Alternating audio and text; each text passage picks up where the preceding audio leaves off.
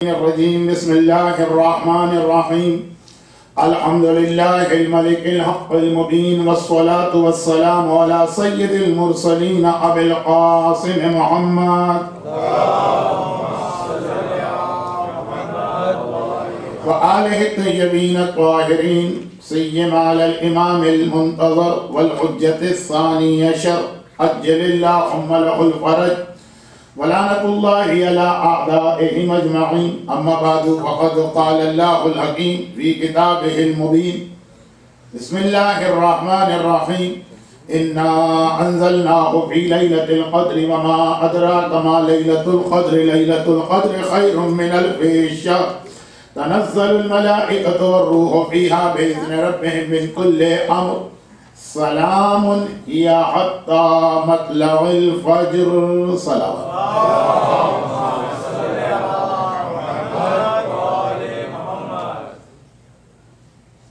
اگرچہ مرحومین کے لیے سورہ فاتحہ یا خطبے سے پہلے پڑھوائی جاتی ہے یا مجلس کے آخر میں، لیکن چونکہ آج رات کی سورہ فاتحہ اعمال شب قدر کا ایک پارٹ بھی ہے، اس لیے اس موقع پر خطبے کے بعد اور بیان شروع کرنے سے پہلے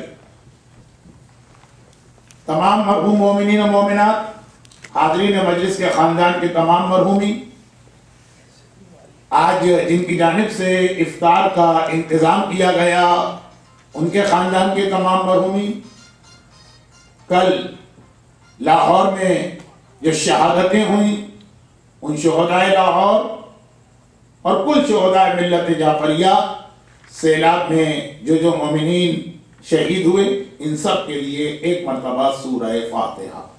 بسم اللہ الرحمن الرحیم الحمدللہ رب العالمین الرحمن الرحیم مالک یوم الدین ایاک نعبد و ایاک نستعین اهدنا الصراط المستقیم صراط الذین انعمت علیہم غیر المغضوب علیہم ولا الضالین۔ معصوم کی روایت یہ ہے کہ اکثر دعا مانگنے والے یہ بڑی غلطی کرتے ہیں کہ وہ صرف ان کو یاد رکھتے ہیں جو ان کی آنکھوں کے سامنے ہیں، اور جو ہماری آنکھوں سے دور ہیں، out of sight out of mind والی کیفیت دعا میں بھی ہو جاتی ہے۔ امام فرما رہے ہیں کہ تمہاری دعا کے سب سے زیادہ بڑے حقدار زندہ نہیں ہیں، وہ لوگ ہیں جو اس دنیا سے چلے گئے، جو اس دنیا میں ابھی موجود ہیں۔ چونکہ وہ زندہ ہے اس لیے خود بھی کہیں نہ کہیں سے ہاتھ پاؤں مار کے اپنے مسئلے کو کسی طرح حل کر سکتا۔ جو بیچارہ اس وقت قبر کے اندر جو خود کچھ بھی نہیں کر سکتا، ہم اور آپ ہی اس کو یاد کریں۔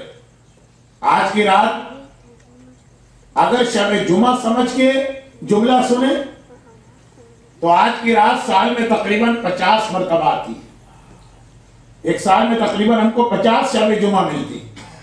ہر شب جمعہ تمہارے مرنے والے تمہارے گھر کے اوپر آ کر ساری رات تم سے یہ فریاد کرتے رہتے کہ اے ہمارے رشتہ داروں، اے ہمارے دوستوں، اے ہمارے چاہنے والوں، ہم تم سے صرف ایک نوالے کا اور رومال کے ایک ٹکڑے کا مطالبہ کرتے ہیں کہ یہ ہمارے نام پہ کسی کو دو۔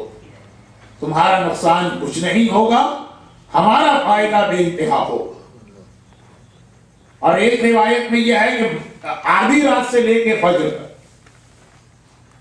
پہلی روایت اگر آپ نے نہیں سنی تو اس کا جملہ دوہرا دو کہ پہلی روایت میں ہے کہ ساری رات فریاد کرتے ہیں، دوسری روایت میں ہے کہ آدھی رات کے بعد تمہارے گھروں میں آتے ہیں اور صبح تک وہ روتے رہتے ہیں اور گر گراتے رہتے ہیں اور یہی فریاد کرتے رہتے ہیں ہر شب جمعہ۔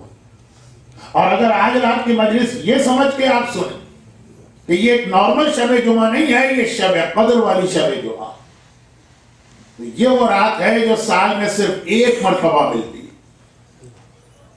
اور اگر ہم یہ دیکھیں کہ شب قدر کب شب جمعہ پڑے تو پتہ نہیں کتنے سالوں میں ایک مرتبہ ایسا موقع آتا کہ شب قدر بھی ہو، نائٹ آف قدر اور شب جمعہ بھی ہو، یہ دونوں فضیلتیں جمع ہو جائیں۔ تو شب قدر بھی وہ رات ہے کہ جس رات ہمارا ایک ایک مرحوم رشتہ دار تو میں صرف اس لیے کہہ رہا ہوں کہ زیادہ انسان کو ان سے قریب ہونا چاہیے، ورنہ ایک ایک مرنے والا ہماری تمام رات کی دعاؤں کے درمیان ایک چھوٹی سی دعا اپنے حق میں بھی ہم سے مانگنے کی درخواست کر رہا۔ مجمع عام میں کبھی کبھار اعمال کے درمیان کسی مومن کی آواز بلند ہوتی ہے التماس سے دعا، اس نے تو کہہ دیا التماس سے دعا، وہ بیچارہ کیا کرے جو منو مٹی کے نیچے دفن ہے اور سب سے زیادہ موقع لے دعا۔ تو ہمارے شب قدر کے حوالے سے کل جو میں نے جملہ کہا تھا کہ آج کی رات کسی لمبی چوڑی تقریر کی گنجائش نہیں، پورے ماہ مبارک رمضان میں نے آپ کا وقت لیا، پورے ماہ مبارک رمضان میں آپ 70 منٹ میں بیٹھ کے 80 منٹ میں بیٹھ کے تقریریں سنتے رہے۔ آج کی رات کا تو ایک ایک لمحہ قیمتی ہے۔ ہاں، اگر کسی مجمع میں سال میں ایک ہی دن خطاب کا موقع ملے اور وہ شب قدر کی رات تو ٹھیک ہے کہ یہ چیزیں بھی بتاؤ اور اعمال بھی کرو، لیکن جو مجمع پورا مہینہ مجھے سن رہا آج اس ایک رات کو تو اسے زیادہ سے زیادہ وقت ان دعاؤں کے لیے صرف کرنا چاہیے جس کے لیے آج کی رات بنائی گئی۔ تو میں بہت ہی مختصر، شاید میں یہ تقریر بالکل بھی نہ کرتا، لیکن چونکہ اعمال شب قدر میں سے دو اہم ترین عمل ایسے جو تقریر ہی کی شکل میں آپ کے سامنے آ سکتے ہیں، اس لیے میں اس کو مجلس اور تقریر سمجھ کے نہیں کر رہا ہوں۔ اعمال شروع ہو چکے ہیں، باقی سارے اعمال ہم مصلی پہ بیٹھ کے کریں۔ یہ دو عمل کیونکہ ممبر کے ذریعے ہو سکتے ہیں، اس لیے ان کو اعمال کا حصہ بنا کے بات کو آگے بڑھا رہا ہوں۔ اور ایک بات سلسلہ یہاں سے ملا کہ اگرچہ آج کی پوری رات اعمال کی رات ہے، لیکن دو عمل ایسے ہیں جو رات شروع ہونے سے کچھ پہلے ہو جانے چاہیے، اور اسی لیے میں نے گزرے ہوئے کل کی رات ان کا ذکر کر دیا۔ یعنی میرے حساب سے اب جو آپ یہاں پہ تشریف فرما تو آج کی رات کا پہلا عمل آپ کر چکے ہیں، آج کی رات کا دوسرا عمل آپ کر چکے ہیں، آج کی رات کا تیسرا عمل ابھی ہم نے کیا، آج کی رات کا چوتھا عمل ممبر سے ہوگا، آج کی رات کا پانچواں عمل ممبر سے ہوگا، اور پھر ہم جا کر نماز شب قدر سے چھٹا عمل شروع کریں گے۔ غسل شب قدر آپ کر کے آ چکے ہوں گے۔ دوسری بات یہ ہے کہ اس رات کے آغاز میں اپنے لیے صدقہ دینا، اپنے لیے، جو کل میں تفصیل بتا چکا ہوں، پھر اس کو سمجھا رہا ہوں کہ صدقہ دیا جاتا ہے کہ اس رات کے سارے پرابلم دور کیے جائیں، چاہے وہ پرابلم بندوں کی جانب سے آپ کو مل رہے ہیں، چاہے وہ اللہ کی طرف سے آپ کا امتحان ہو رہا ہو۔ عام دنوں کی بات کر رہا ہوں، پورا سال جب آپ صبح کو گھر سے صدقہ دے کے نکلتے ہیں تو اس صدقے کا مطلب یہ بھی ہے کہ دنیا والے اگر آپ کے خلاف کوئی دشمنی کرے، سازش کرے، مکاری کرے، فریب کرے تو یہ صدقہ آپ کو بچا۔ اور یہ بھی ہے کہ اگر اللہ کی طرف سے آپ کا کوئی امتحان اس دن ہونے والا، کوئی ایکسیڈنٹ، کوئی بیماری، جاب سے فائر کیا جانا، حتی موت، تو صدقے کے نتیجے میں اس کو بھی ٹالا جائے۔ صدقہ صرف بندوں کی پریشانیوں سے آپ کو نہیں بچاتی، اللہ کی طرف سے آنے والے امتحان کو بھی روکتی ہے۔ خاص طور پر جب یہ لفظ آ گیا کہ موت بھی کچھ لوگوں کی ٹل جاتی ہے اگر اس دن انہوں نے صدقہ دیا، تو اب وہ ہے سارا سال جو روزانہ آپ صدقہ دیتے ہیں۔ آج کی رات ایک ایسی رات کہ اللہ کی طرف سے آج کی رات آپ کے پورے سال کے مسائل لکھے جا رہے ہیں۔ ہر آدمی کی بک کو پھر اس وقت اللہ کے سامنے کھلی، یہ لفظ اللہ کے لیے صحیح تو نہیں، اور اس کے رائٹ سائڈ کے پیج پہ یہ لکھا جا رہا ہے کہ اس پورے سال میں اس کو کیا رحمتیں، برکتیں اور نعمتیں ملنا، اور لیفٹ سائڈ کے پیج پہ یہ لکھا جا رہا ہے کہ اس سال اس کا کیا امتحان، ٹیسٹنگ اور ٹرائل دیا جانا۔ چنانچہ اگر رائٹ سائڈ کے پیج پہ یہ لکھا جائے کہ اس سال اس کو کوئی بیماری نہیں دی جائے، اگر یہ لکھا جائے گا کہ اس سال اس کی عمر بڑھا دی جائے، نماز شب قدر کے بعد اور اعمال قرآن سے پہلے کی جو دعا ہم پڑھیں گے وہ یہی ان تطیل عمری وتوسع رزق، عمر بڑھا دی جائے گی۔ اگر رائٹ سائڈ کے پیج پہ یہ لکھا جائے گا کہ اس کی روزی میں اضافہ کیا جا رہا، تو لیفٹ سائڈ کے پیج پہ یہ بھی ہوگا کہ اس کا امتحان لینے کے لیے اس سال اس کا اچھا بھلا کاروبار ختم کرا دیا جائے، اس سال اس کے جاب سے اس کو نکال دیا جائے، اس سال خدا نہ کرے لیکن بہرحال خدا ہی کرے کہ اس کے گھر میں کوئی موت ہو جائے، یہ دونوں چیزیں لکھی جا رہی ہیں، لیکن اس کے اوپر اللہ اپنی سائن نہیں کرے گا اور اپنی سیل نہیں لگائے گا، یہ حق کا مطلع الفجر، جب تک کہ فجر نہیں آتی۔ ہر ایک کی کتاب کھلی ہوئی ہے اس وقت آسمانوں کا، رائٹ اور لیفٹ سائڈ کے اوپر دونوں طرف چیزیں لکھی جا رہی ہیں، لیکن سلام ابھی تک اللہ نے اس رات میں سلامتی رکھی ہے، یعنی جو لکھا ہے ابھی اس کو منظور نہیں کیا۔ ہیا حق کا مطلع الفجر، جب فجر کا وقت آ جائے گا اس وقت پھر اللہ اپنی دستخط کر کے سیل لگائے گا، اور پھر یہ چیز علیین آسمان پہ ایک جگہ ہے وہاں پہ یہ فائل رکھ دی جائے گی۔ چنانچہ ہمارے پاس 9:45 سے لے کر صبح 4:45 تک ٹائم ہے کہ جو ہمارے حق میں لکھا گیا ہے ہم اس کو چینج کرا سکتے ہیں۔ آج اگر آپ نے صدقہ دیا، عام راتوں میں صدقہ دے تو اس رات کی پریشانی دور ہوگی، آج کی رات میں صدقہ دے تو اس ایک رات کی پریشانی تو دور ہوگی، مگر اس ایک رات میں 350 راتوں کی پریشانیاں لکھی جا رہی ہیں۔ چنانچہ آج کی رات کا صدقہ پورے سال کی پریشانیاں دور کرتا ہے، جیسے نماز وحشت قبر کے لیے حدیث، نماز وحشت قبر کے لیے یہی تو حدیث ہے کہ قبر میں مردہ جائے تو پہلی رات اس کے لیے صدقہ دو، کیونکہ اگر قبر کی پہلی رات ٹھیک ہو گئی تو باقی کی ساری راتیں ٹھیک، پہلی رات بگڑ گئی تو باقی ساری راتیں بگڑ گئی۔ تو یہ پہلی رات ایک رات نہیں ہے، یہ پورے قیامت تک کی زندگی کا دار و مدار پہلی رات پر۔ منکر و نکیر آتے ہیں، سوال کرتے ہیں، جو وہ رپورٹ دیتے ہیں پورا قیامت تک اسی رپورٹ کے مطابق ہمارے ساتھ سلوک کیا جاتا، لیکن وہاں بھی نماز وحشت قبر نہیں ہے، پہلے صدقہ پھر نماز وحشت قبر ہے۔ آج کی رات بھی نماز شب قدر ابھی ہم پڑھیں گے، لیکن اس سے پہلے صدقہ ہے جو کل اس کا بیان آ گیا تھا۔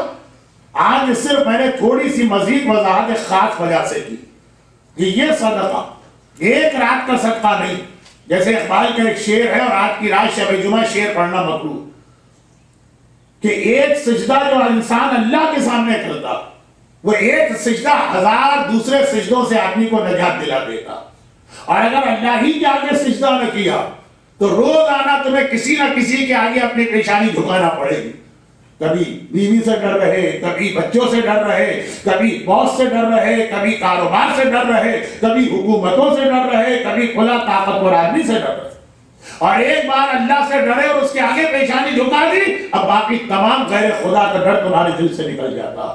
مزید اس ایک شعر کی تشریح مرحوم علامہ رشید ترانی کی شورا آفاق مجلس شام غریبہ سجدے میں جا کے سن لیجیے گا، لیکن خلاصہ یہ کہ وہ ایک سجدہ جس طرح ہزاروں سجدوں سے آدمی کو نجات دلا دیتا، یہ آج کی رات کا صدقہ 350 آنے والی راتوں کی پریشانی سے آپ کو بچانے والا۔ لیکن ثواب بے شک اس میں ہے کہ صدقہ اول شب میں دیا جائے، لیکن اگر کسی وجہ سے آدمی اس کو مس کر گیا تب بھی قرآن نے چونکہ بشارت دی ہے سلام ہی حتی مطلع الفجر، فجر تک وفا۔ تو یہ دوسرا عمل ہے جو دو باتیں میں نے کل کی مجلس میں اس لیے بتا دی کہ کتنا ہی اچھا ہو کہ جب سورج ڈوب رہا تو آپ غسل کے عالم میں بھی ہو اور آپ صدقے کے عالم میں بھی، لیکن مہاراج یہ ابھی بھی it's not too late۔ تیسری چیز مرحومین کو یاد کرنا ہے جس کا ثواب ابھی آپ نے سنا۔ چوتھی چیز اعمال شب قدر میں سے 5 عمل۔ چوتھی چیز بیان کرنے سے پہلے ایک وہ حدیث آپ کو سنا دی جائے جس حدیث کو بنیاد بنا کر معصومین نے شب قدر کے پہلے والے 5-6 عمل ہم کو بتائیں۔ یہ جو ہم اعمال شب قدر کرتے ہیں یہ آخر اس کی بنیاد کہاں سے پڑی، کہاں سے یہ اسلام میں آئے؟ تو پہلی بات تو یاد رکھیے کہ اعمال شب قدر کا خصوصاً جو پہلا حصہ ہوگا مجلس کے بعد 5 عمل تو مجلس تک ہو جائیں گے، اس کو ایک طرف رکھیے، اس کے بعد آج کی رات اعمال شب قدر ہم 3 حصوں میں کریں گے۔ ایک شارٹ بریک ہوگا 10 منٹ کا، جس کے بعد پہلا حصہ ہوگا جس کے اندر آج کی رات کے اہم ترین اعمال ہوں گے کہ اگر کسی وجہ سے کوئی شخص پوری رات یہاں نہ بیٹھ سکے یا پوری رات اعمال نہ کر سکے، اس کی کل کچھ ایسی مصروفیات و مجبوریاں، تو کم سے کم 45 منٹ کے اہم عمل کر۔ اس کے بعد ایک بریک ہے، پھر اعمال شب قدر کا دوسرا حصہ جس میں وہ اعمال ہیں جو فضیلت میں پہلے حصے کی طرح تو نہیں ہے لیکن بہت اہم. اس کے بعد 10 منٹ کا بریک اور پھر اعمال شب قدر کا آخری حصہ جو ڈیپینڈ کرے گا ہماری اور آپ کی ہمت پر اور کتنا ٹائم باقی. یعنی وہ تیسرے حصے میں قضائے عمری کی کچھ نمازیں پڑھی جاتی. لیکن جو سب سے اہم اعمال شب قدر سب سے اہم وہ کہاں سے آئے؟ تو پہلی بات کو یاد رکھی کہ جیسے خود روزے کے لیے قرآن کریم نے کہا یا ایھا الذین آمنوا کتب علیکم الصیام کما کتب علی الذین من قبلکم. مومنوں تم پر روزے فرض تو کیے گئے لیکن یہ تم پہلی قوم نہیں ہو, تم سے پہلے کے قوموں پر بھی روزے فرض کیے گئے. اعمال شب قدر اسلام میں نہیں آئے, اسلام سے پہلے سے چلے آ رہے, خاص طور پر یہ پہلے 5 اہم عمل. بہار الانوار والیوم 98 امام جعفر صادق علیہ السلام کی حدیث تذکرہ ہے حضرت موسیٰ. حضرت موسیٰ نے کہا خدا بندہ میں تیری قربت چاہتا ہوں, خدا بندہ میں تیری رضا اور خوشنودی چاہتا ہوں, خدا بندہ میں پورے صراط سے اس طرح گزرنا چاہتا ہوں کہ ذرا سا بھی میرے پیر پھسلے نہیں, خدا بندہ میں جہنم کی آگ سے آزاد ہونا چاہتا ہوں, خدا بندہ میں جنت کی نعمتوں کو حاصل کرنا چاہتا ہوں. دعا افتتاح کے بعد روزانہ جو ہم ایک دعا پڑھتے ہیں کہ اے خدا ہمیں جنت کی یہ نعمتیں دے اور اے خدا ہمیں جہنم کے اس عذاب سے بچا لے. جناب موسیٰ نے کوہ طور پر جا کے خدا سے 5 درخواست کی. کہا موسیٰ دوہرا, کہا خدا بندہ تیری قربت چاہتا ہوں, کرو کو جو لیلۃ القدر, نائٹ آف قدر, شب قدر پوری رات جا کے گزارے گا, خالی یہ جا کے گزارنا اس کو مجھ سے قریب کرتا چلا جاتا. اعمال شب قدر کا ایک حصہ یہ ہے کہ اگر ڈیو ٹو اینی ریزن آپ کوئی عمل کرنے کی پوزیشن میں نہیں, نہ جسم میں اتنی طاقت ہے کہ نماز پڑھو, نہ زبان میں اتنی طاقت ہے کہ کوئی دعا پڑھو, نہ کان اس وقت ایسے متوجہ ہے کہ دعا سنے, خالی جاگ کر رات گزار دے. ہاں ٹی وی نہ دیکھے, گیم نہ کھیلے, لیکن خالی جاگ کے رات گزار دے. موسیٰ یہی خالی جاگنا مجھ سے قریب کرتا. اے خدا, اور میرا دوسرا سوال تھا کہ تیری رضا چاہتا ہوں, اللہ راضی ہو جائے. شب ہجرت علی نے سو کے اللہ کی رضا خریدی, مگر وہ علی تھے. ہمیں وہ رضا تو نہیں مل سکتی لیکن جتنی مل سکتی. کہا کہ اے موسیٰ شب قدر کی رات میں 2 رکعت نماز جو ہم پڑھیں, بلکہ آج کا پہلا عمل مجلس کے بعد والا یہی ہو. موسیٰ بنی اسرائیل کے زمانے میں شب قدر جاگنے کا حکم ملا, پھر خالی جاگنا نہیں, 2 رکعت نماز شب قدر. کہا کہ اور خدا میں یہ چاہتا ہوں کہ پورے صراط سے جب گزر رہا ہوں تو میرے پیر نہ پھسلنے پائے. کہا کہ پھر شب قدر میں صدقہ ہو. اعمال شب قدر کا ایک اتنا اہم حصہ کہ جب یہ شب قدر آئی اسلام سے پہلے والی امتوں میں تو صدقے کے ساتھ آئی. کہا کہ اے خدا اور میں جہنم کی آگ سے آزاد ہونا چاہتا ہوں. کہا شب قدر میں میری تسبیح کرو. تسبیح کسے کہتے ہیں؟ سبحان اللہ کہنا. دعائے جوشن کبیر اللہ کی بہترین تسبیح. مجمع بھی کہتا ہے سبحانکا, یہ وہی تسبیح ہے. سبحان اللہ, اللہ کی تسبیح, سبحانکا تیری تسبیح. جوشن کبیر سے بہتر اللہ کی کوئی تسبیح ہی نہیں. کوئی جوشن کبیر نہ پڑھ سکے تو 100 مرتبہ اپنے گھر جا کے سبحان اللہ پڑھ لے. لیکن بہترین تسبیح. موسیٰ جہنم کی آگ سے آزاد ہونا چاہتے, جوشن کبیر کا پہلا فائدہ یہی بتایا گیا. سبحانک یا لا الہ الا انت الغوث الغوث خلصنا من النار یا رب. شروع ہوتا ہے جملہ تسبیح سے, ختم ہوتا ہے جہنم سے آزادی پر. یہ موسیٰ کا سوال خدا کا جواب ملا کے جوشن کبیر کا وہ جملہ بنا جو 100 مرتبہ آپ بھی پڑھیں گے. اور اے موسیٰ آخری خواہش کیا؟ کہا جنت کی نعمتیں چاہتا ہوں, جن میں سے کچھ کا تذکرہ دعائے افتتاح کے بعد رمضان کی نعمتوں میں آتا نا, ایسا لباس, ایسی غذا. کہا کہ اے موسیٰ تو میری بارگاہ میں استغفار کرنا. نماز کے بعد 70 ٹائم بھی آپ استغفر اللہ و اتوب الیہ کہتے ہیں. اور اعمال شب قدر کا جو سیکنڈ پارٹ ہوگا اس میں دعائے توبہ کی شکل, استغفار یعنی توبہ. تو جتنے بھی اعمال شب قدر یہ اسلام میں پہلی مرتبہ نہیں آئے، یہ ماقبل کے انبیاء کی امتوں کو بھی مل چکے، اور تقریباً وہی اسٹائل، نماز شب قدر، دعائے توبہ، دعائے جوشن کبیر، اور پھر صدقہ اور رات کو جانا۔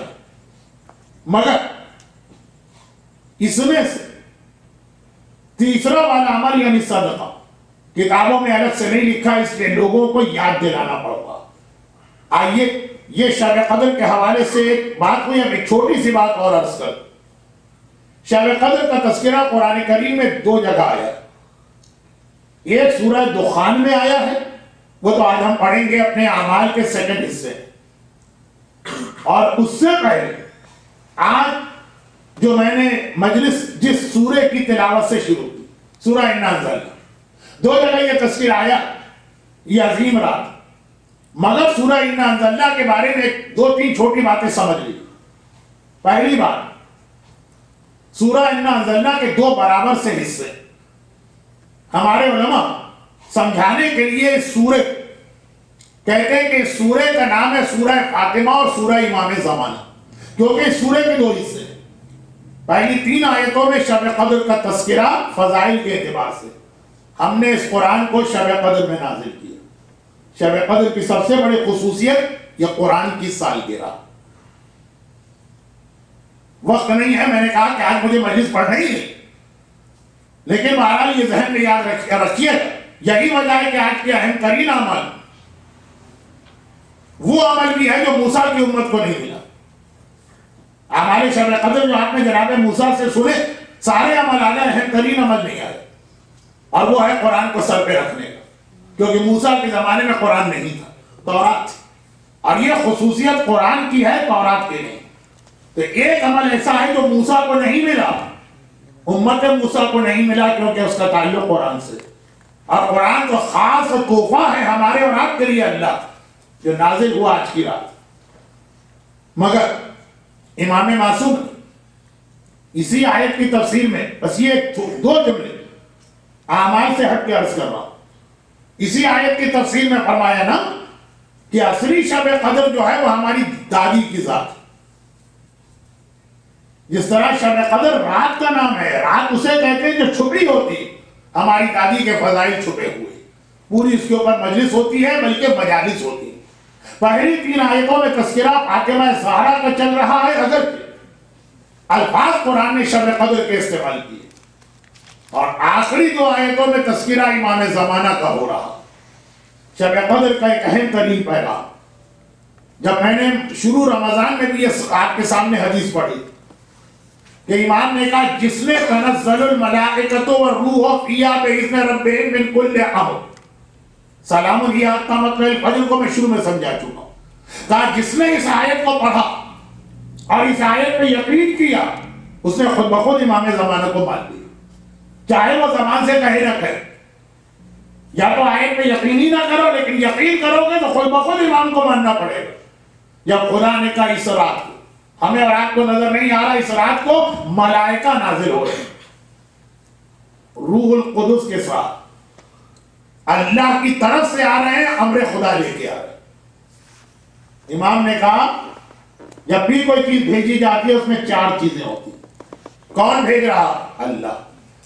کس کے ذریعے بھیج رہا ہے؟ ملائکہ۔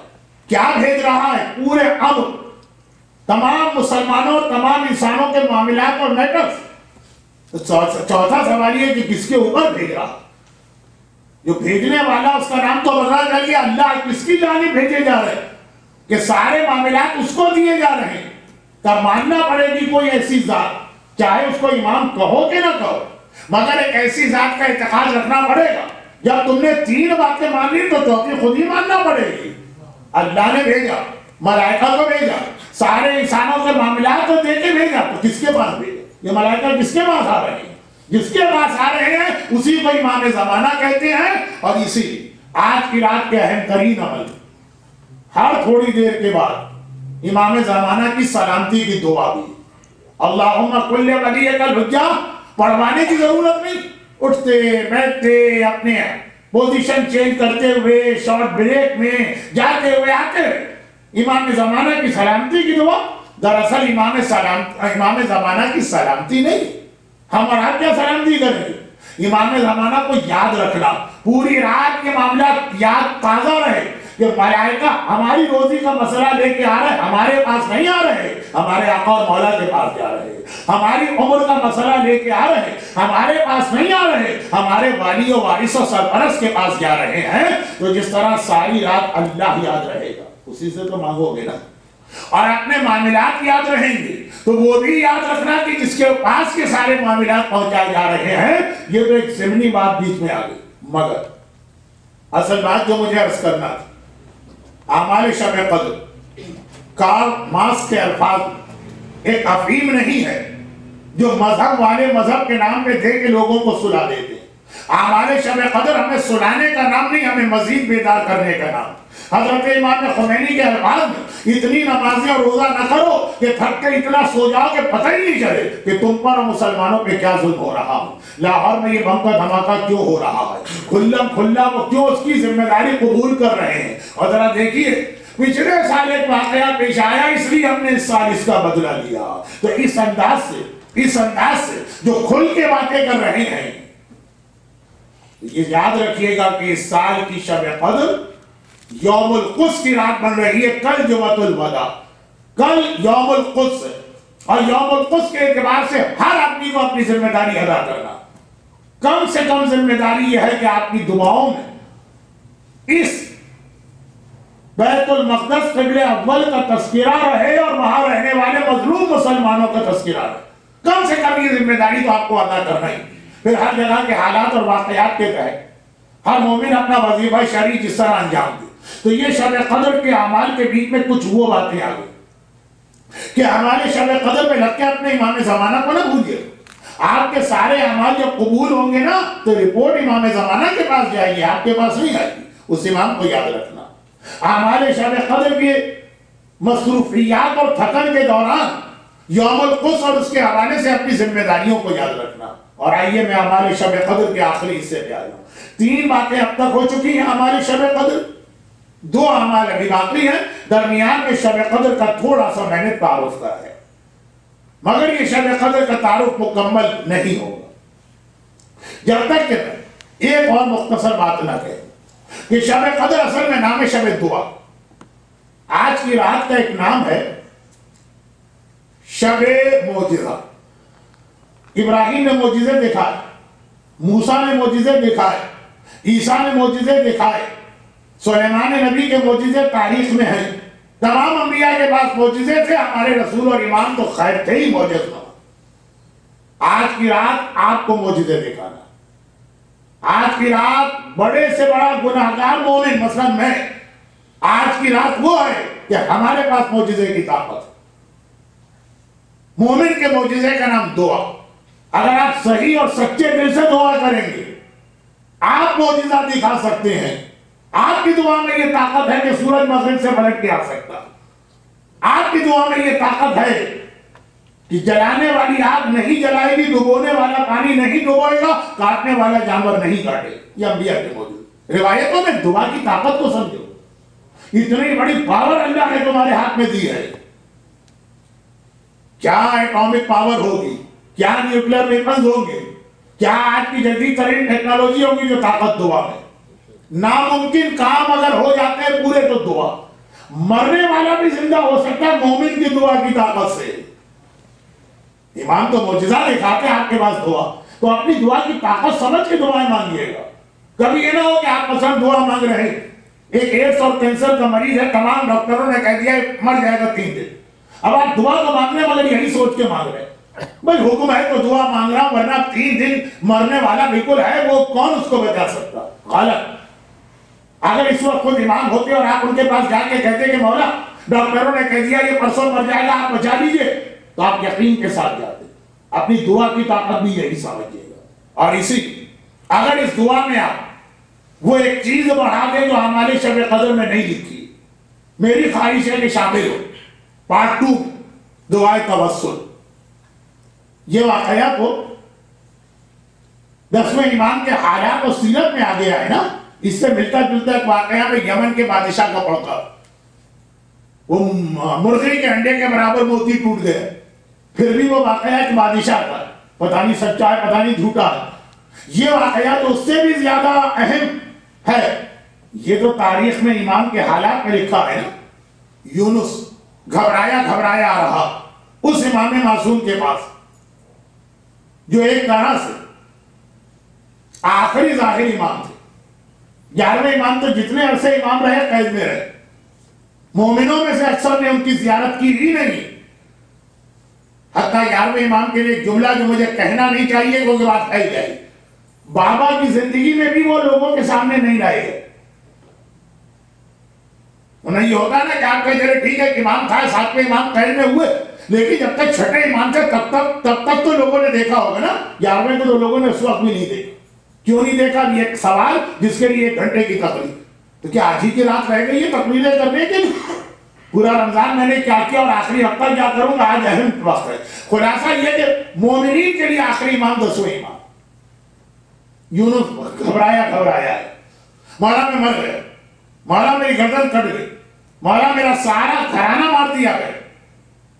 امام مسکرائے، کیا پریشان کیوں؟ یونس نقاش، تاریخ میں واقعہ نقاش کے نام سے آئے۔ یہ وہ آدمی تھا جس کا کام تھا جو اسٹونز لوگ پہنتے ہیں اس پر وہ لوگوں کی مرضی کے مطابق کسی کا نام لکھے، کوئی قرآن کی آیت لکھوائے، بڑے بڑے اسٹون جو پہنے جاتے ہیں عقیق ہے خاص طور پر۔ اس زمانے عباسی خلیفہ کے اس سے بھی زیادہ ظالم وزیر، ایک بڑا سا اس کے پاس یاقوت آیا عقیق، وہ اس کو دیا اور کہا کہ اس کے اوپر میرا نام لکھ کے ایک عبارت بتائیے، لکھ کے مجھے پہنچا دیں۔ بہت بڑا تھا، یعنی وہ ایسا تھا کہ یہ وزیر اس کو پہن کے لوگوں کے سامنے اسی طرح سے اپنی بڑائی ظاہر کرنا چاہتا تھا، جیسے آپ اچھی اچھی گاڑیاں لے کے پارکنگ لاٹ میں کھڑے کرتے ہیں کہ پتہ چلے بھائی کس کی گاڑی فلاں صاحب،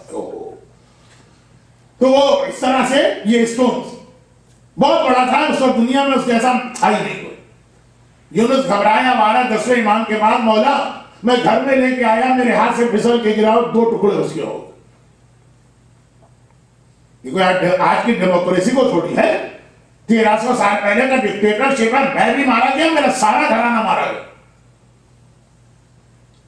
امام نے کہا مت گھبراؤ، ہم ہیں، نام بھی ان کا علی ہے، اسی علی کے بیٹے ہیں جو خود مشکل کشا ہے کائنات۔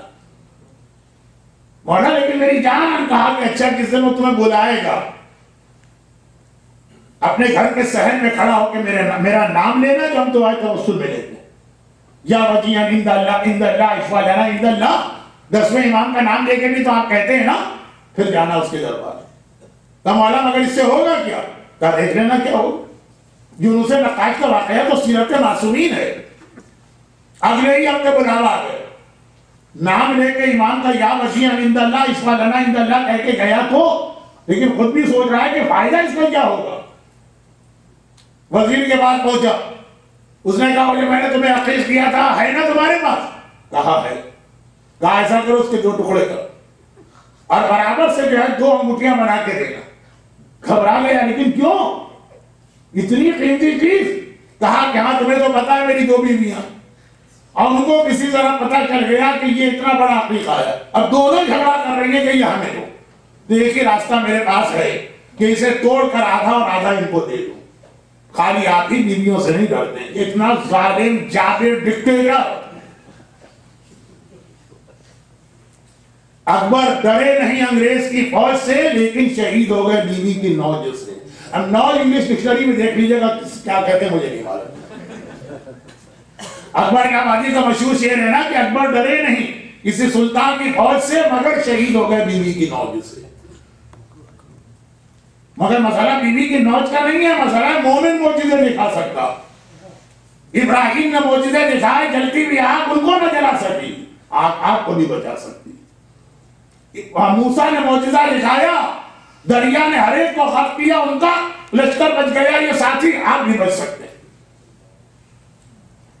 موسیٰ نبی کا معجزہ تھا کہ اشجار نے سب کو کھا لیا، موسیٰ محفوظ رہے، آپ بھی محفوظ رہ سکتے اگر دعا کی طاقت کو سمجھ۔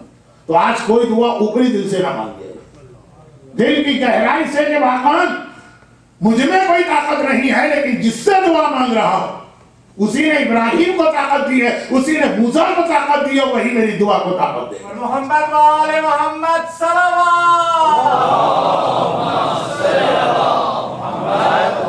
تب جا کے آپ کی دعائیں قبول ہوگی، ورنہ سارا سال کہتے رہیں گے مولانا ساری رات تو ہم بیٹھے رہے لیکن پھر نتیجہ وہی تو وہی نکلا۔ اور اب آئیے آخری دعا میں، شیخ عباس قمی کی کتاب مفاتیح الجنان ساری دنیا تشیع میں اعمال کی بنیاد ہے۔ میں نے ابھی عرض کیا نا کہ ہر عمل کسی حدیث سے ثابت ہے، مگر ان ساری حدیثوں کو کمپائل کر کے اعمال کی شکل، کئی علماء کی محنت ہے، مگر بیسٹ جو سورس ہمارے پاس ہے اعمال کا وہ شیخ عباس قمی۔ وہ تمام اعمال لکھنے کے بعد مرحوم علامہ ذیشان اظہر جوادی کی کتاب میں مفاتیح الجنان کا اپنے الفاظ اور اپنے انداز کے اندر ایک کریکشن، اس میں لکھتے ہیں کہ تاریخ تشیع دوسرے یا تیسرے مجتہد شیخ صدوق۔ شیعہ میں اجتہاد کب سے آیا؟ تو یہ دوسرے یا تیسرے مجتہد شیخ صدوق، انہوں نے لکھا کہ اعمال شب قدر میں افضل ترین عمل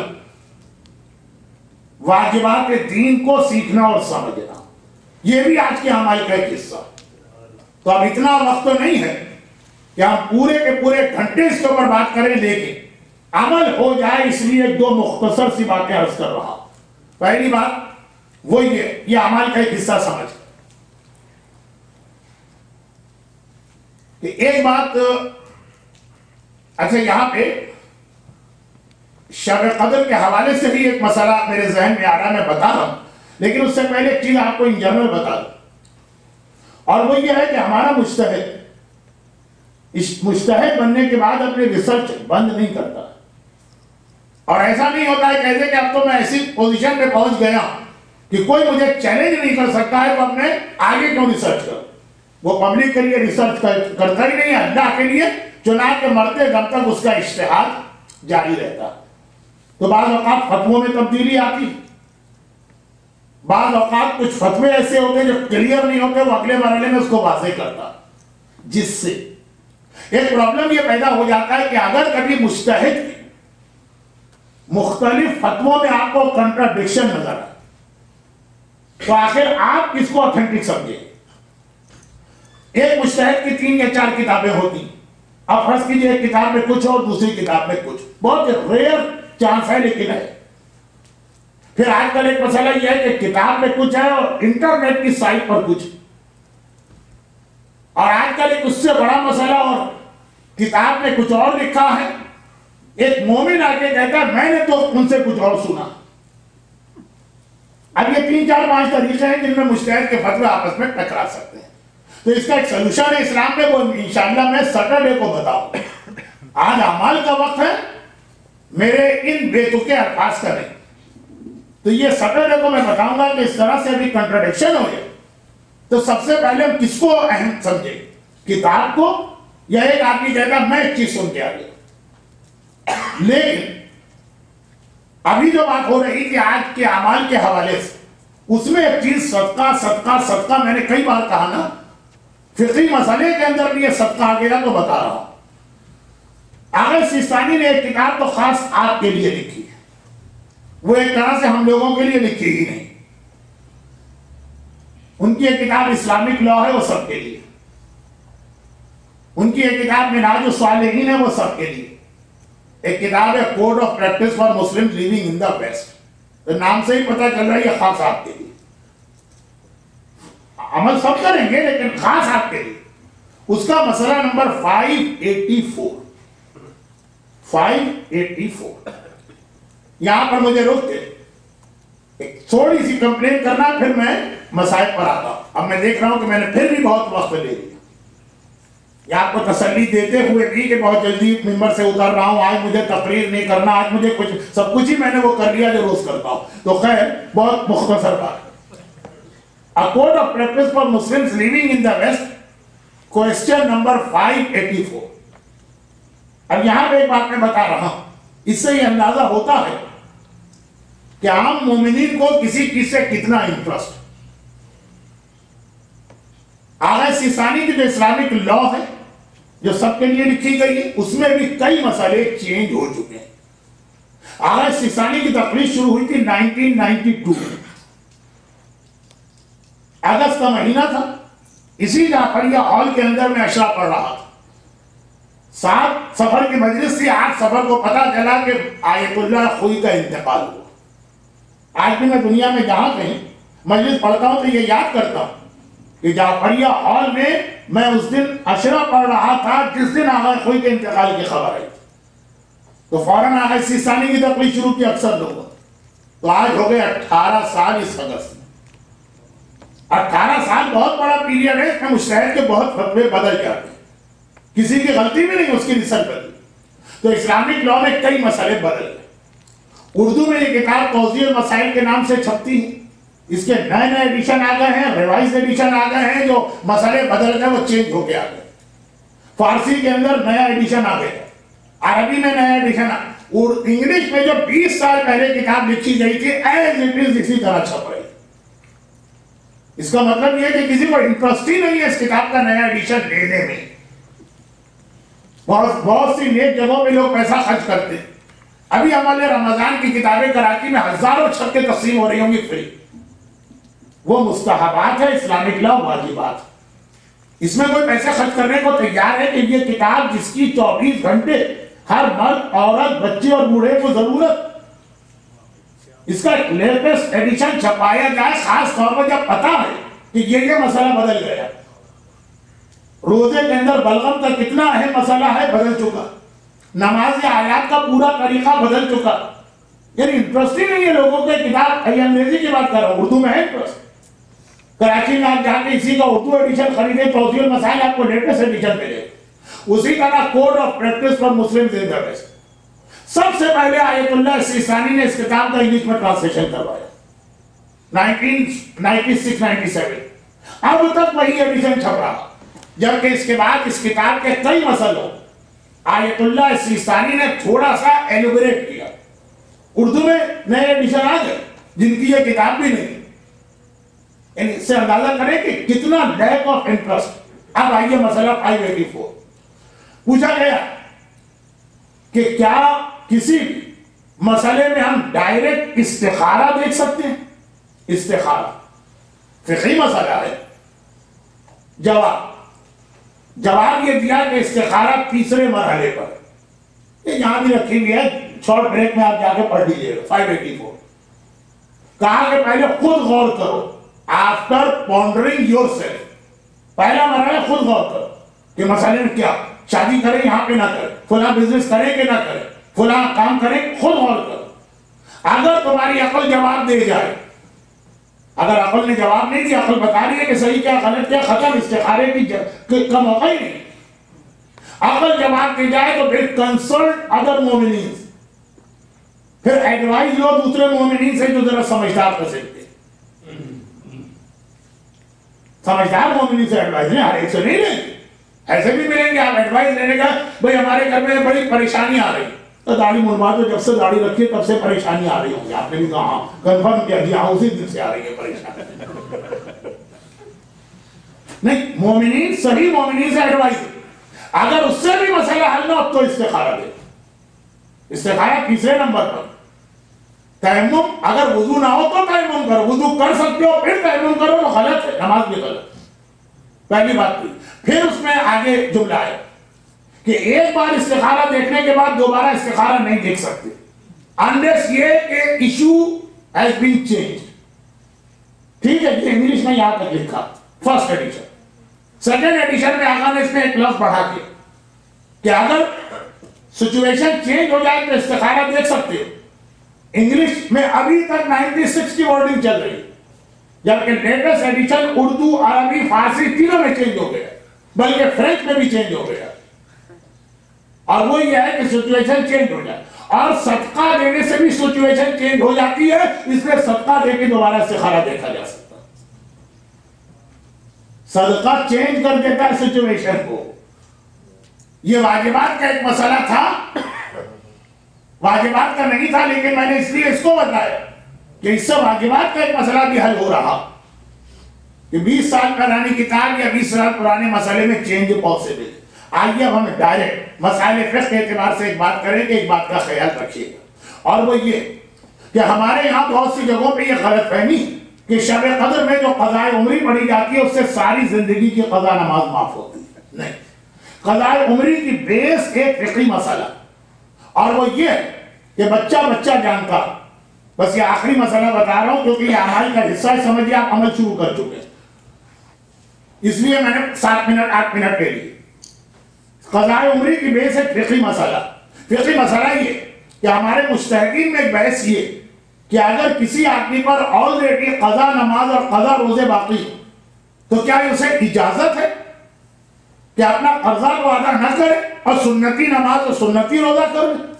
سنتی نماز سنتی روزہ جو واجب نہیں ہے، والنٹیئر کر رہے، جس کے اوپر واجبات باقی ہو تو کیا اس کو اختیار ہے سنتی کام کرنے کا؟ یہ لازم ہے پہلے یہ کرو، وہ تو واجب ہی نہیں ہے تم پر۔ تو روزے میں تو آج سارے مراجع کہتے ہیں کہ جب تک آپ قضا روزے نہیں رکھیں گے سنتی نہیں رکھ سکتے۔ نماز 50% پرانے مراجع کہتے ہیں کہ نماز میں بھی یہی، اگر کسی میں قضا نماز باقی ہے وہ سنتی نماز نہیں پڑھ سکتا۔ چنانچہ آپ نماز بحشت قبر نہیں پڑھ سکتے، آپ نماز زیارت امام حسین نہیں پڑھ سکتے، آپ نماز شب قدر نہیں پڑھ سکتے جب تک کہ اپنی قضا نمازیں نہ پڑھیں۔ آج کے مراجع کہتے ہیں کہ نہیں، نماز میں اسلام نے اتنا سخت نہیں رکھا، نماز میں بہتر تو یہ ہے کہ پہلے قضا پڑھو، کامن سینس، اور جب قضا ختم ہو جائے پھر سنت پڑھو۔ لیکن اگر بہرحال قضا ایک طرف چھوڑ کر بھی سنت پڑھو تو اجازت ہے، لیکن یہ ریکمینڈڈ نہیں۔ شب قدر میں اصل میں 50 سنت نمازوں کا حکم ہے جو ہم 2 رکعت پڑھتے ہیں، اس کے علاوہ کا 100 رکعت سنت نماز الگ سے پڑھو۔ اصل مسئلہ شب قدر کا 100 رکعت نماز ہے، لیکن اگر کسی میں قضا نماز باقی ہے تو بہتر یہ ہے کہ 100 رکعت قضا پڑھے، سنت نہ پڑھے۔ قرآن مجتہد کے حساب سے تو اگر آپ قضا نہیں پڑھتے اور سنت پڑھتے وہ سنت ہی غلط ہوتی، نہ یہ ملتا آپ کو نہ وہ ملتا۔ آج کل کے مراجع کہتے ہیں پڑھ تو سکتے ہو لیکن اچھا نہیں، اس لیے ہم اس کے برابر 100 رکعت سنت نماز کے برابر 6 دن کی قضا پڑھتے ہیں۔ تو 6 دن کی قضا سے آپ کو صرف 6 دن کی قضا آپ کی معاف ہوگی۔ پڑھتے ہم اس لیے نہیں کہ شب قدر میں قضا کا کوئی حکم آیا، پڑھتے اس لیے کہ شب قدر کی 100 رکعت نماز اس کے بدلے میں اتنی ہی قضا پڑھو تو ثواب زیادہ۔ تو اس میں وہ بچے مجھے نظر آ رہے جن پہ کوئی قضا نہیں، وہ 100 رکعت سنت نماز پڑھ سکتے ہیں۔ ہم جیسے پھنس جاتے ہیں، اب قضا نماز نہیں ہے تو ہم کو سنت پڑھنا چاہیے۔ مومنین کہتے ہیں لیکن مولانا ہماری تو قضا نماز، تو اگر ان کو نماز پڑھوائیں تو سنت نماز تو نہیں پڑھوا سکتے، تو پھر جو طریقہ ہم لوگوں کا ہے وہ ان بچوں کو بھی بتا رہا ہوں کہ اگر آپ کے مرحومین میں کسی میں قضا نماز باقی تو یہ تو ضروری نہیں ہے نا کہ مرحوم کی نماز پڑھتے وقت اس کے وارثوں سے اجازت لو۔ ہمارے چچا کی کچھ قضا نمازیں ہم پڑھ لینا چاہتے ہیں، وہ اگر ہم پڑھ لیں گے تو آج کی رات ہماری قضا نماز بھی صحیح ہوگی اور ہمارے پیچھے نماز پڑھنے والوں کی نماز بھی صحیح ہوگی۔ اور وہ بچہ کہ جس کے اوپر کوئی قضا نماز نہیں ہے لیکن کسی مرحوم دادا دادی نانا نانی باپ ماں جو مر چکے ہیں ان کی قضا نماز پڑھے تو زیادہ بہتر ہے، اس کو 100 کا ثواب بھی ملے گا، ان کی 6 دن کی قضا بھی اتر جائے گی۔ یہ میں نے مسئلہ اس لیے کہا کہ بہت بڑا ایک اعتراض کراچی میں آج کل کہ جو علماء 6 دن کی قضا پڑھا رہے ہیں اس کا مطلب ہے ان پہ قضا نماز باقی، جس پہ قضا نماز باقی ہے وہ نماز پڑھا ہی نہیں سکتا تو گناہگار ہو گیا، گناہگار اپنی نماز پڑھا نہیں سکتا۔ لیکن یہ کراچی کا مسئلہ ہے، ویسٹ میں تو سارے لوگ نماز پڑھا لیتے ہیں، جو جس وقت ہفتے لگ گیا وہی آگے کھڑا ہوا نماز شروع کر۔ کراچی میں اگر ہم کبھی نماز پڑھانے جا رہے تھوڑی دیر ہو جائے اطمینان ہوتا ہے مصلی خالی ہوگا۔ ویسٹ میں تو ڈر لگتا ہے کہ 2 منٹ بھی دیر ہو گئی کوئی نہ کوئی صاحب آگے بڑھ کے اللہ اکبر کہہ چکے ہوں گے۔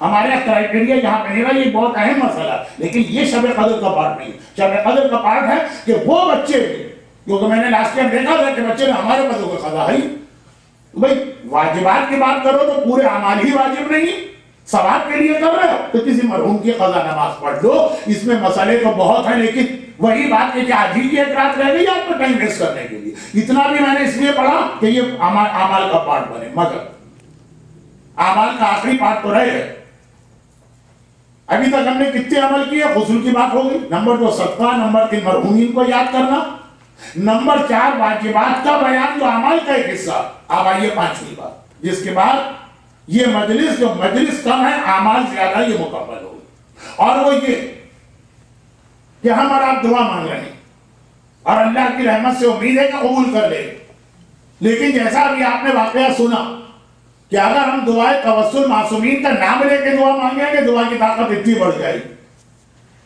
کہ یونس نقاد جیسا ایک عام آدمی بھی معجزے دکھا رہا، امام کا نام لینے سے دعا کی طاقت اتنی بڑھ جاتی۔ تو اگر ہم امام کو بلا کے اپنے درمیان بٹھا دیں، ایک ہے کہ آپ امام کا نام لیں، دعا آپ کی قبول، اور ایک آپ کہہ کہ مولا نام کیا، آپ ہی کو کیوں نہ اپنے درمیان بٹھا دیں، دعا ہم پڑھیں آپ ہمارے درمیان ہو تو ہماری دعا کیسے قبول نہیں ہوگی؟ بعض روایتوں میں تو یہاں تک ہے کہ جماعت کے ساتھ نماز اور اعمال کیا کرو، پورے مجمع میں اگر ایک آدمی نیک ہے، اس کی نماز اور دعا قبول ہو گئی، اس کی برکت سے سب کی قبول ہو جائے گی۔ ایک نیک آدمی کی اتنی برکت ہے، تو اگر خود امام معصوم ہمارے درمیان آ کے بیٹھے ہوئے تو اعمال شب قدر میں کتنا ضروری ہے کسی طرح امام کو لا کے اپنے اعمال کے درمیان شامل کر لو۔ نعوذ باللہ ہم امام کو اعمال نہیں کریں گے، اعمال ہم کریں گے، امام کا خالی وجود ہمارے اعمال و دعا کو قبول کراتا۔ لیکن کوئی کہے گا مولانا یہ تو آپ کی دنیا کا سب سے مشکل کام بتا دیں، امام کو کہاں سے لے کے آئے؟ بہت آسان ہے امام کو لانا اور بہت مشکل۔ اپنے ذاتی اعمال اور اپنے ذاتی کردار کے بلبوتے پہ امام کو بلاؤ تم اس قابل ہی نہیں، لیکن اگر اسی اصول پہ عمل کرتے ہوئے بلاؤ جو خود چوتھے امام نے بتایا، آپ روایت بھی سمجھ گئے، آپ کے ذہن میں پوری روایت آ بھی گئی، مگر میں اس لیے بھی پڑھ رہا ہوں کہ یہ روایت بھی امام کو دنیا میں کہیں بھی ہوں گے وہاں سے ہمارے درمیان بھی لے کے آئے گی۔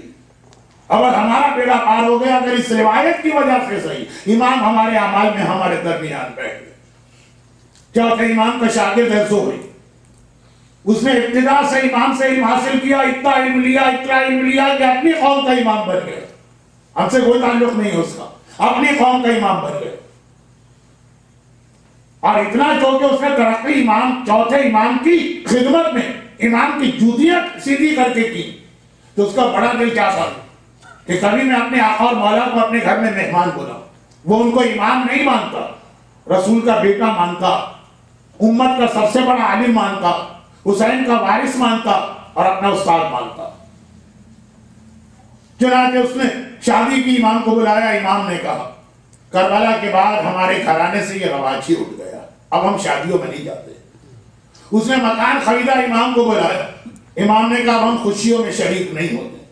اس کا بیٹا پیدا ہوا، اس نے جشن کیا، امام کو بلایا، وہی امام کا جواب تھا۔ اس کے بیٹے کی پہلی برتھ ڈے آئی، امام کو بلایا، امام نے اسی طرح منع کر دیا۔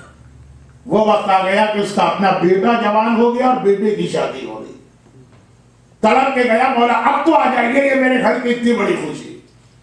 امام نے کہا کہ میں نے تم سے ذکر تو مرارا بار بار تم سے کہا کہ کربلا کے بعد ہمارے گھرانے سے اب شادیوں میں شرکت کا رواج ہی اٹھ گیا۔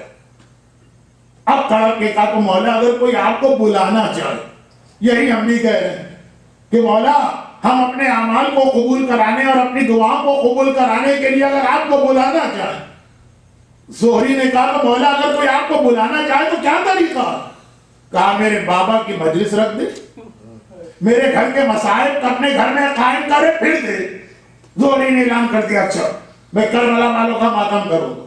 کوئی شیعہ اگر مجلس کراتا تو حکومت کی پابندیاں ہوتی، انہی کے قوم کا امام آج مجلس کرا رہا ہے تو اب کون سی حکومت پابندی لگائے؟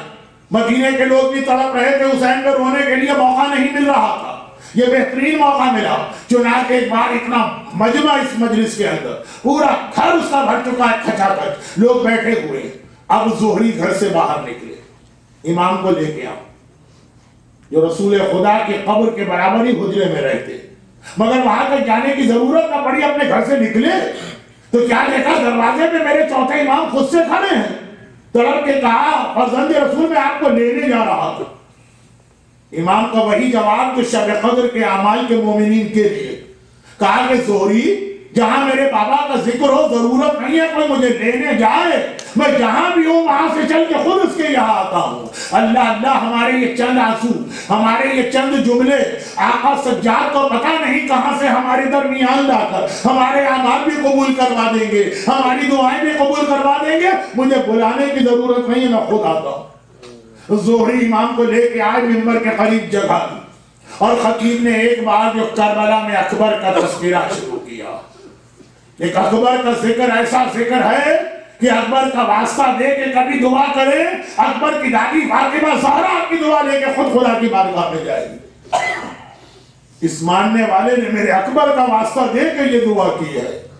بس ایک کوہرام بپا ہو گیا، جو کہ پہلی مجلس کی کربلا کے بعد لوگ دیواروں سے سر ٹکرا رہے ہیں، کسی کو کسی کا ہوش نہ رہا۔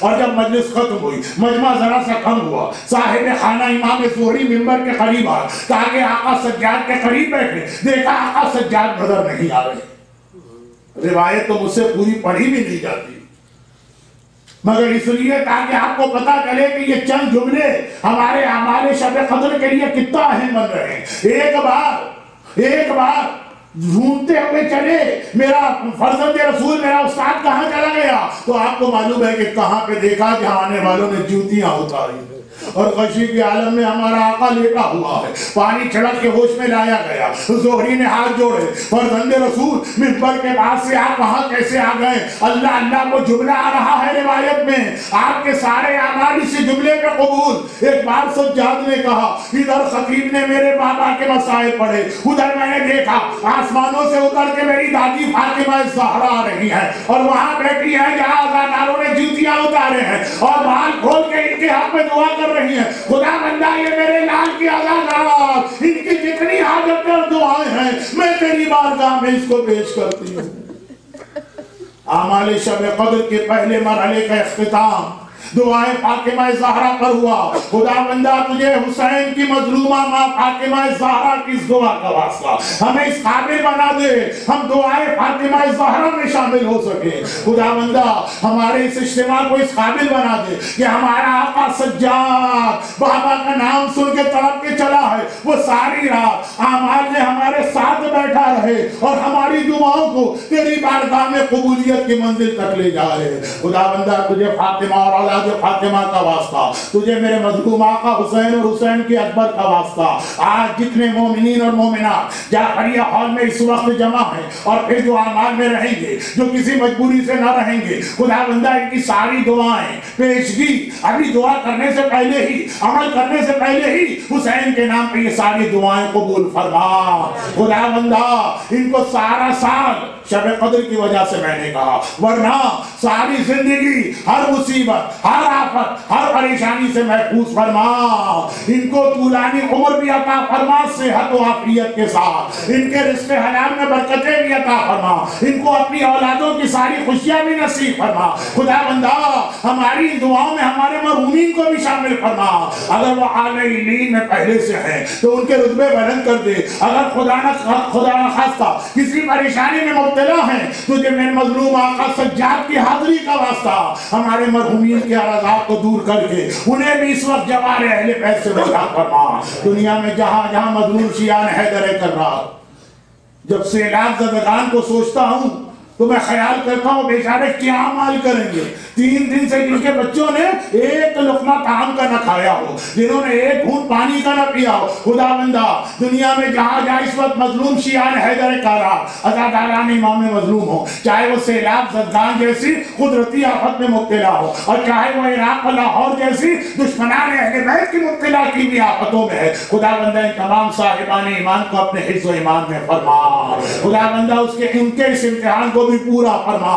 خدا بندہ، اس یوم قدس کا واسطہ قبلہ اول کی آزادی کے انتظام جلد از جلد فراہم فرما۔ خدا بندہ، ان مظلوم ہمارے فلسطینی بھائیوں کو راحت و آرام عطا فرما۔ خدا بندہ، اسی طرح بلکہ شاید اس سے بھی زیادہ بے کسی اور بے بسی میں جنت البقیع کی ٹوٹی ہوئی قبریں ہیں، اور یہی 8 شوال کی تاریخ تھی ان قبروں کے ٹوٹنے کی۔ تجھے واسطہ قبر فاطمہ زہرا کا، جس پہ نہ کوئی چراغ ہے نہ کوئی سایہ ہے، جلد از جلد ان قبروں کی تعمیر نو کے اسباب فراہم فرما۔ خداوند اس مجمع میں جتنے مومنین اور مومنات ہیں ان سب کو حج بیت اللہ، زیارت جہاں معصومین، خاص طور پر اپنے مظلوم آقا کربلا والے کی زیارت کا شرف اور توفیق عطا فرما اور بار بار عطا فرما۔ اور خداوندہ ان سارے مسائل کے حل کے لیے اور پھر ہمیں اس انداز سے طرح طرح کی دعا ہی نہ کرنا پڑے، اگر کہ ہم اس سے زیادہ اس وقت دعا کریں گے، لیکن پریشانیاں دور کرنے کے لیے اپنی آخری حجت وارث معصومین، آج شب قدر کے مالک، آج شب قدر کے مرکز امام زمانہ کے ظہور میں تعجیل فرما۔ خداوندہ اگر ایمان کے ظہور میں تاخیر ہماری غلطی سے ہو رہی ہے تو ہمارے ان گناہوں کو معاف فرما، اور اگر تیری کوئی مصلحت ہے تو خداوندہ غیبت میں ہمیں اپنی ساری ذمہ داریاں ادا کرنے کی توفیق عطا فرما۔ ماہ مبارک رمضان ختم ہو رہا ہے، خداوندہ اس مہینے جتنی قلیل عبادتیں ہم نے کی ہیں ان سب کو قبول فرما۔ اس دوران اب تک اگر کوئی ہمارا زندگی کا گناہ باقی ہے تجھے محمد و آل محمد کا واسطہ آج رات ختم ہونے سے پہلے ہمارے زندگی بھر کے گناہوں کو معاف فرما۔ ربنا تقبل منا انکا انت السمیع العلیم۔ ایک مومنہ بہت بیمار ہیں، امیر یا امیرہ مرچنٹ، اور جیسا کہ برادر حیدر زاہد کے لیے اعلان ہوا، اور کچھ اور بیمار مومنین و مومنات 350 کے قریب تو لاہور کے اندر جو مومنین اور مومنات زخمی ہیں، اور اس کے علاوہ عراق میں بھی۔ تو ان تمام بیماروں کے لیے ہم ایک مرتبہ پھر عمل امن یجیب کرتے 5 مرتبہ اس آیت کی تلاوت۔ بسم اللہ الرحمن الرحیم، اللہم صلی علی محمد و آل محمد، امن یجیب المضطر اذا دعاہ ویکشف السوء، امن یجیب المضطر اذا دعاہ ویکشف السوء، امن یجیب المضطر اذا دعاہ ویکشف السوء، امن یجیب المضطر اذا دعاہ ویکشف السوء، امن یجیب المضطر اذا دعاہ ویکشف السوء، یا قاضی الحاجات و یا کافی المحبات، یا مجیب دعوت المضطرات و یا شافی المرضات۔ خداوندہ تجھے واسطہ اس آیت کریمہ کا یہ جن بیماروں کے لیے التماس کی گئی، خاص طور پر یہ امیر مرچنٹ اور اس کے علاوہ باقی جتنے بیمار مومنین و مومنات ہیں، اس مجمع میں بھی کچھ بیمار ہیں، خداوندہ ان سب کو آج کی شب قدر اور آج کے شب قدر کے مرکز امام زمانہ کا واسطہ شفاء کاملہ اور صحت عاجلہ عطا فرما۔ ایک سورہ فاتحہ کی التماس تمام مرحوم مومنین و مومنات، حاضرین مجلس جو مومنین یہاں ہیں، جو مومنات پردے کے پیچھے ہیں، ان کے خاندان کے تمام مرحومین، اور جن کی جانب سے آج افطار تھا اس خانقاہے کے تمام مرحومین، تمام شہداء ملت، خصوصاً سیلاب میں شہید ہونے والے اور کل لاہور میں 21 رمضان کے جلوس میں شہید ہونے والے، ان سب کے لیے ایک مرتبہ فاتحہ۔ بسم اللہ الرحمن الرحیم، الحمدللہ رب العالمین، الرحمن الرحیم، مالک یوم الدین، ایاک نعبد و ایاک نستعین، اهدنا الصراط المستقیم، صراط الذین انعمت علیہم غیر المغضوب علیہم ولا الضالین۔ اللهم اغفر للمؤمنین والمؤمنات وللمسلمین والمسلمات الاحیاء منهم والاموات، تعد بیننا وبینهم بالخیرات، انک مجیب الدعوات، انک علی کل شیء قدیر، بحق محمد وآلہ الطاہرین۔